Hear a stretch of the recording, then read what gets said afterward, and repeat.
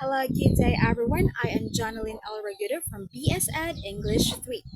So, have you ever wondered why some stories grip us so intensely, making us laugh, cry, or sit to the edge of our seats? That's because of plot structure. So, today, let's explore the five parts of plot using the Romeo and Juliet, one of the most well known tragedies literature. So, how does Shakespeare build tension and lead us to the heartbreaking ending? Let's break it down. So, first part of the plot is the exposition. So, every story starts with an introduction. But what makes an effective exposition? It's where we meet the characters, understand the setting, and get hints of the main conflict.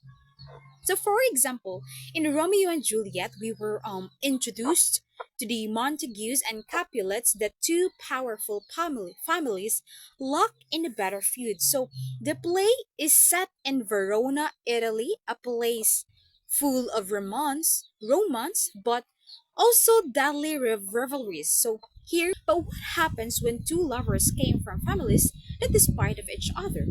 So the next part of a plot is the rising action.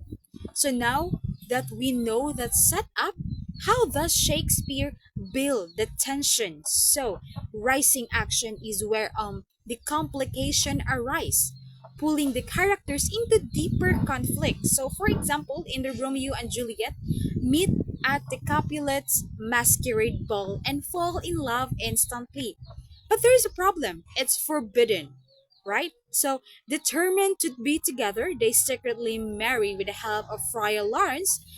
And then, as the feud escalates, Romeo impulsiveness leads to disaster when he kills Juliet's cousin, Tybalt, and is banished from Verona.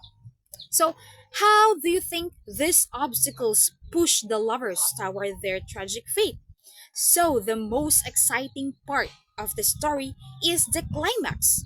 What is the most intense, heart wrecking moment in the story? So, the climax is the turning point where everything changes. So, in the Romeo and Juliet, this happens when Romeo, believing Juliet is dead, drinks poison. So moments later, Juliet awakens to find out that Romeo lifeless beside her. So devastated, she takes her own life with his dagger. So this moment is powerful because all their hopes come crashing down in a tragic misunderstanding. So if you were in their place, would you have made a different choice or the same choice? So now, let's proceed to the falling action. So after the climax, the story starts to wrap up. What happens when the characters deals with the consequences? So here, for example, the falling action unfolds as the Montagues and Capulets discover the tragic death. And then of their children. And then Friar Lawrence steps forward and reveals the secret marriage and the lovers' desperate plan. So at this point, the reality of their feud's destruction becomes painfully clear. So, do you think their deaths could have been avoided? So, for the last, the resolution, every story needs an ending, but it's always a happy one. The resolution or the noma brings closure. So for Romeo and Juliet, the resolution it's bittersweet. The Montagues and Capulets finally realizing the cost of their hatred agree to end their feud. But it's too late because Romeo and Juliet are gone. So Shakespeare teaches us a harsh lesson about impulsiveness and the miscommunication and the consequences of blind hatred. So, can you think of other stories where a tragic ending leads to an important lesson?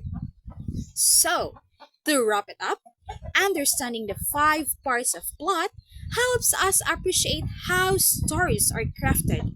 Shakespeare masterfully blinds or builds suspense, creates an emotional depth, and powerful and deliver a message through the Romeo and Juliet. Now, let's think. How does this structure apply to other stories you love? Have you ever noticed these elements in books, movies, or even TV shows? So, storytelling follows patterns and recognizing them makes us better readers and writers. That would be all. Thank you. Bye bye.